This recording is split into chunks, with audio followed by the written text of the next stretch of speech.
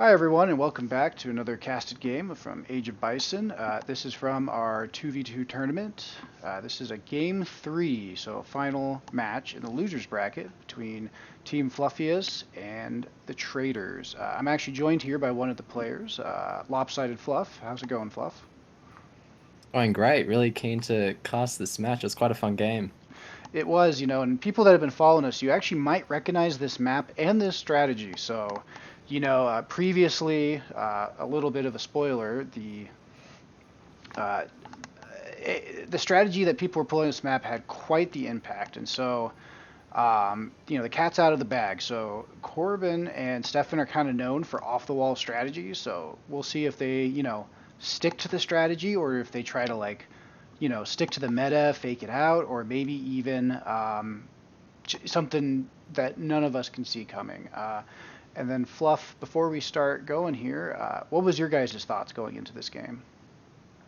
So we had actually seen the previous match between I'm not sure who it was, but yeah, there was a game on this map earlier and a team actually went for a trade monopoly victory by taking the top trade post and then the two native trade posts. And as soon as we saw this map, Nissis and I were like, right, we got to take map control. We got to take these trade posts because we don't want to go down to a trade monopoly. So yeah, that's kind of why India was picked here because we wanted that aggro kind of forward just to take map control to try and stop our opponents from getting these trade posts. Yeah, and for those that don't know, Mexico can revolt into a civ called Baja in Age 2, which can then do a trade monopoly. You don't see as much in 1v1s, but in 2v2s, when you have an ally to cover, it can be quite deadly. So, with further ado, I'm going to start going now.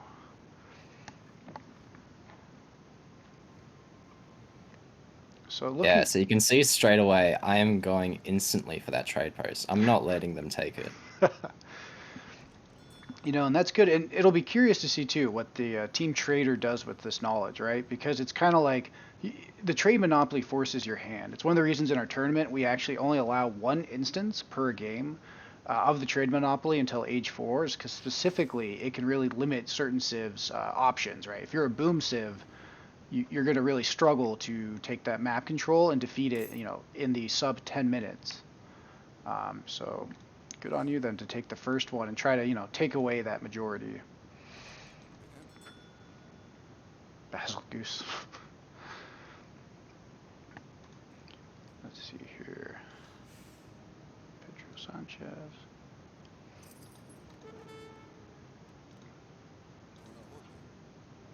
And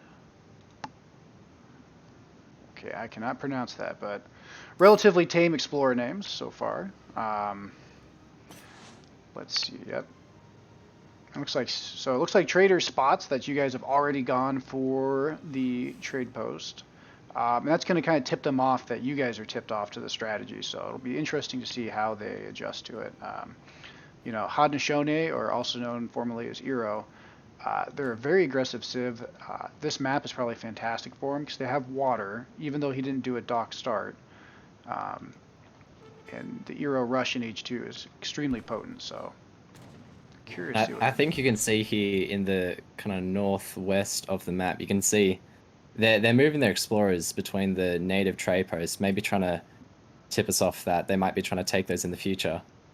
And I think when we saw that, we are like, oh, maybe we've blocked them with this trade post, but we shall see. Exactly. And it's a high value trade post too, if I remember correctly on this map. So, it's just going to be a nice thing for the XP curve of Aztecs, who already, because of the warrior priest, can get a pretty solid lead on the XP curve. All right, it looks like we've got decks in. So for Corbin here, his Age 2 deck, a little different than you would typically see in for Haudenosaunee. A lot of focus on their siege units, in particular the mantlets um, and rams. We may see a ram rush at some point. He also has healers too. That's definitely an interesting card.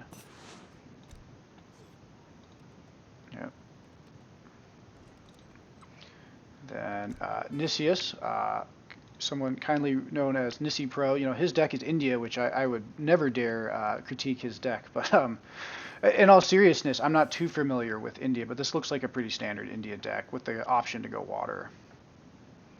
Yeah, Nicias likes to often go water, and yeah, you can see he's gone with that deck here. And then, before we get too much action, let me get the last guy, Stefan's Mexico deck, which, the fun thing about Mexico is this deck may not matter at all because they may revolt one or several, two, possibly even three times in a game. So, but it looks pretty standard Mexico deck. Lots of crates, lots of options, and a focus in Age 2 play with possibly a Hacienda Boom. And it looks like the Agra is going up. And for you, Fluffius, with your deck, let's see. Before the action goes, looks pretty standard Aztec deck to me. Anything special or anything you tweaked for this map? Not really. I have the 3 bills in there, which is a really nice team card. But no, pretty standard team deck. Yeah. Good. All right, with options for slingers, coyotes, a little bit of eco, and of course the Eagle Runner Knights, because that's probably Aztec's best units. For sure. All right. So we can see Nicias is actually claiming on the native TPs as well. Oh yeah.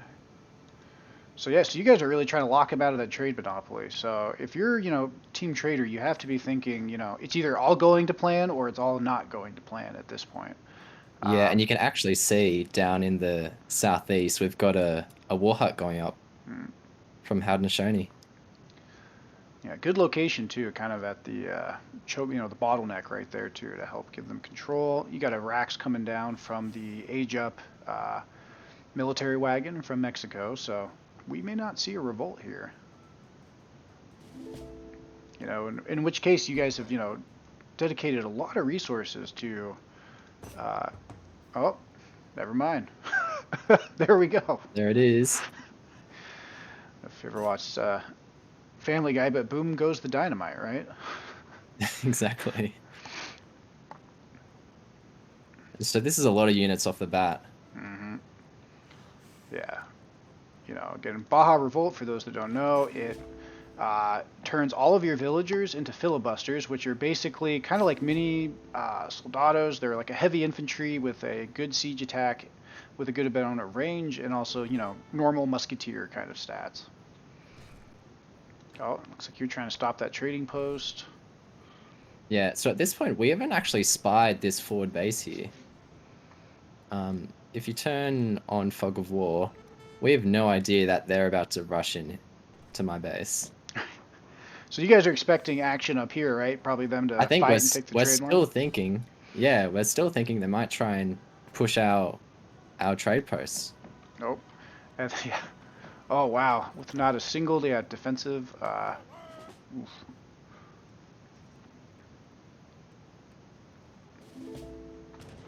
And then I see all this mass and I start to freak out. Now, yeah, I mean, there goes your infrastructure, and Aztecs are kind of a fragile civ. They're great on the offense, but they're not particularly robust. Yeah, I just get out of here. I escape. I don't think I could survive this. Yeah, holding the slingers and the coyote back. Yeah, there's the warrior priest full right there.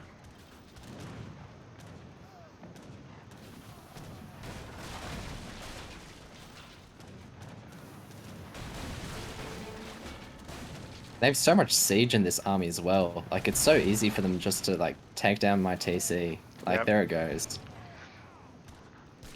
But one thing they are kind of missing is any sort of cavalry. And that's a lot of slingers, and slingers are pretty cost effective against heavy infantry, which is what the majority of what we're seeing here.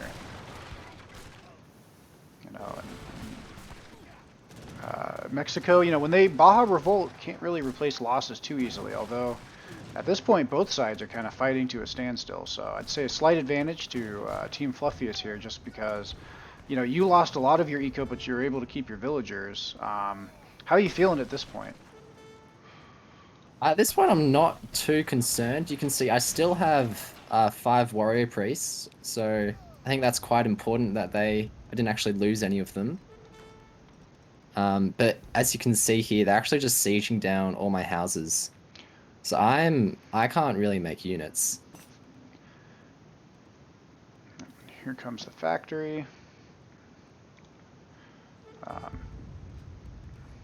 Which will mean between the Soldier of Fortune, it gives them coin, plus that factory. I mean, you know, Baja, its eco doesn't scale super well, but it is surprisingly robust for an Age 2 all-in revolt.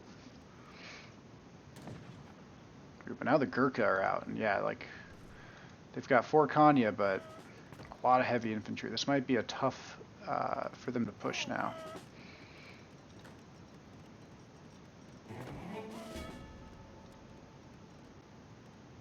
Yeah, we don't have much, as Team Fluffius, much anti-cav here.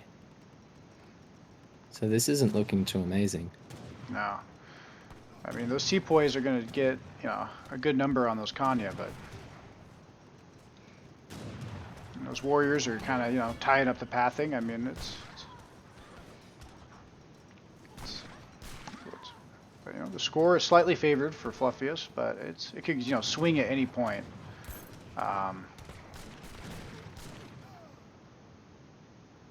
Yeah. You know, and if you're looking at the scores too, you know, both India and Haudenosaunee have really solid long age twos. So at this point, it seems like kind of both of the allies are going to be the ones doing a lot of the heavy lifting, and then it's just kind of a game of whether Fluff can reboom and whether Stefan can, you know, close it out here. Yeah, exactly. It's almost like we're both running on a timer. Mm-hmm.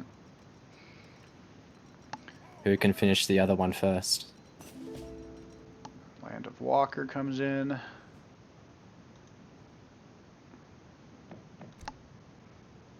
Quick refresher. Oh.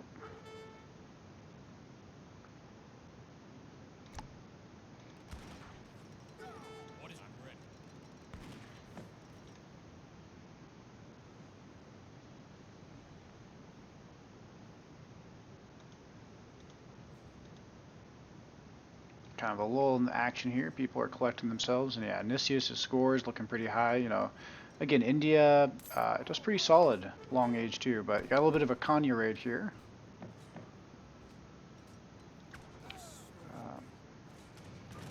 Yeah, I think Mexico needs some time to regroup after losing a lot of their mass. It does, and it's a tough one for Mexico too, because again, you know, they don't recover super nicely. I mean, it has decent eco, but you know, every little bit makes a huge difference. I'm sure he would have wanted to take this trading post because Baja does have a card that's like a better version of Silk Road. Yeah, for the entire team actually. Wow.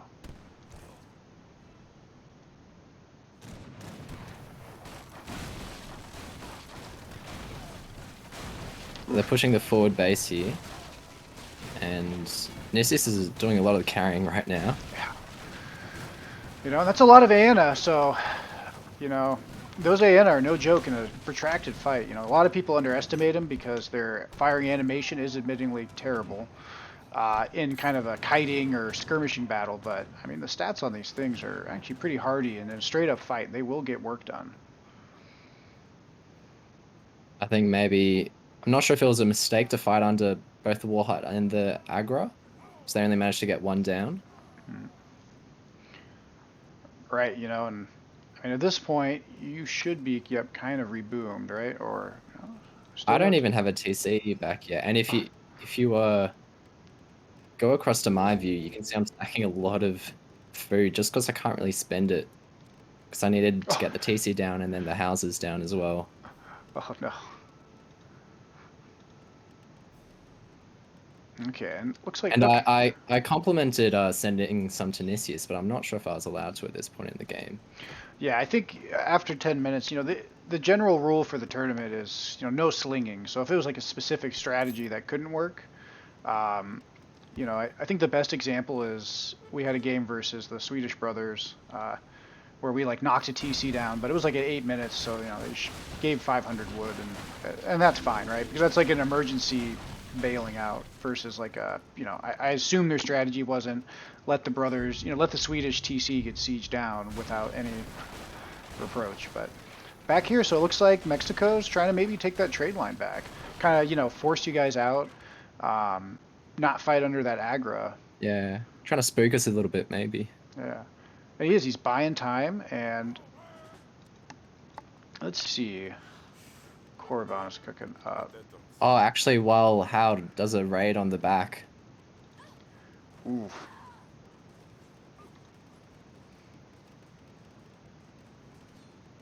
And already on the wounded.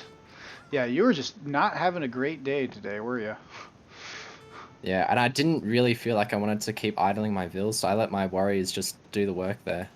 Mm. And Oh, Team Flail's out as well oof. on the offensive.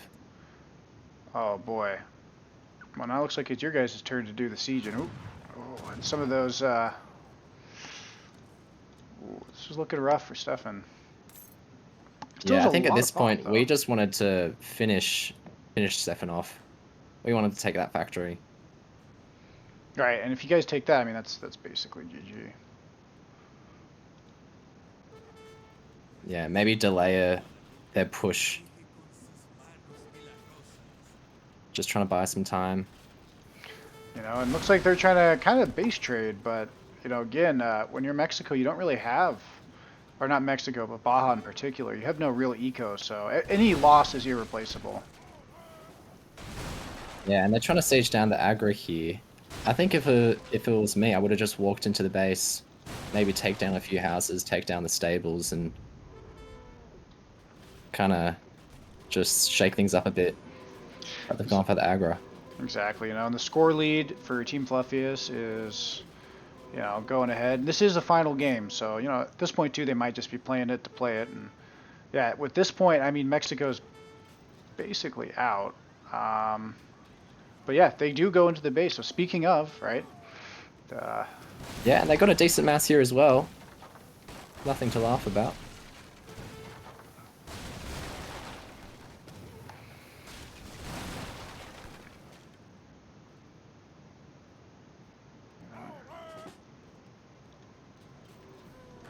The flails. Although I think maybe they got to fight together a bit more, because yeah, they got slingers are just cleaning Howard up.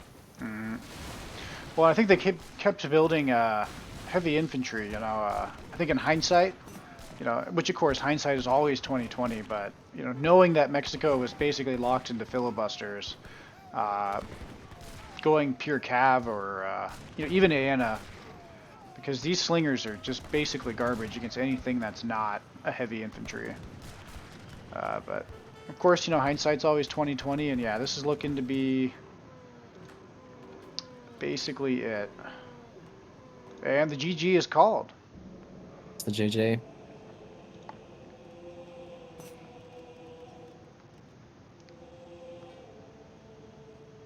Let's see here. What an interesting game. So, I have to say I think you guys did a good job of locking down the map. Or I'll have you reflect on it. How did you think about the flow of the game, and if there's anything that perhaps they could have done differently or you guys would have done differently? Well, I think going into the game, we definitely suspected the trade monopoly strategy to be played by our opponents. And then, yeah, when I was talking to Nicias maybe just before we aged up to age 2, I was like, oh, I really hope they're not trying to like reverse psychology us into thinking to make us think they're going to go for the trade monopoly and then they just walk into my base. But we kind of just fudged that idea off. And of course, they walk into my base and they siege it all down. But I think we knew we've got map control. Mexico, this is kind of very much all in from the Mexico player. If I can just rebuild, get a bit of mass up, maybe if India goes water, which it did, maybe we might be able to turn this back around. And I think, yeah, it actually kind of worked in our favor, and maybe something that the opposition should have done better. As you said, maybe a bit more cav, Aena focused. might have done better against our unit comp. Yeah. Yeah, something too, and it can be kind of hard when you're locked into a plan. You've practiced for a tournament, but the thing about Mexico is quite, the versatile Civ, and there was nothing stopping him from going Central America and just, falking and then having, Haudenosaunee build all those tomahawks anyways, and then you have, Musk Cannon effectively age 2. That would have probably been incredibly difficult, especially for India, which doesn't really get great anti uh, artillery, and then with Aztecs, you know you have to wait Yeah, till and age 3. in age two, we don't really have a counter for that, do we? Yeah, as a when Mexico first came, as a frequent victim of the Central America revolt on the ladder for quite some time, and that's what can make Mexico so hard is that, you can force your opponent to basically flip a coin. Are you building skirms to deal with filibusters, or are you building cav to deal with cannons? Uh, so I think that would have been uh, another way to approach it. But all in all, uh, I always like watching Corbin, also known as Elon Gaming, of course, and Stefan play their games because it's always some new twist on either an existing strategy, the current meta, or just something completely new. And so, we got to kind of see their own take on a fake out and then a push. Unfortunately, this was their last game of the series, so for those of you watching, Fluffius will go on to the next round where they will fight Samsung in the losers semifinals, which then the winner will go on and play against a new Zion in the finals, which we will cast all 7 games of, and we will cast all 5 games of the next series as well. So, any closing thoughts, Fluff? No, I just wanted to say I really admire Corbin and Stefan's strategies. I feel like each game we played against them, it was something different. Like we weren't sure what they were going to do. Whereas Nissis and I kind of more rely on our, I guess, knowledge and skill of the civs we're playing and to kind of work together to bring something together there instead of actually practicing and rehearsing a strategy on certain maps. So that's something maybe that Nissis and I can work on a bit. Yeah, but they were really fun games, really great. And thanks for casting this game. It was fun to cast with you. Yeah, absolutely. And with that, we will wrap this series up, and we look forward to casting all 5 games of the next one. Most people that watch these videos, I think you guys are all capable of the whole like and subscribe thing, so I won't beat you over the head with all that crud. So, hope everyone enjoyed the game. If you have any comments or any ways to improve Corbin's harbors, or maybe he should call himself Charlie Day because he's always wild carding it. Um, in these type of events to make it different. Hope you all have a good day, and hope to see you in the next casted game. All right.